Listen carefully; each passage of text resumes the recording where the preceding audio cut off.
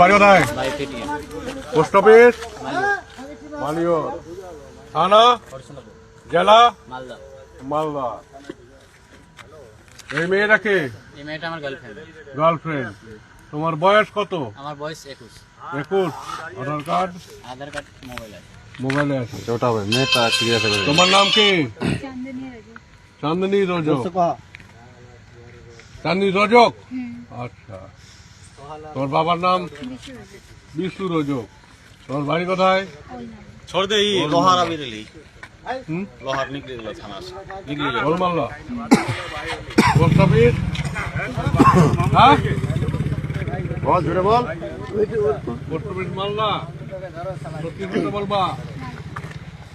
चौबीस मालदा उल मालदा बाड़ी থানা?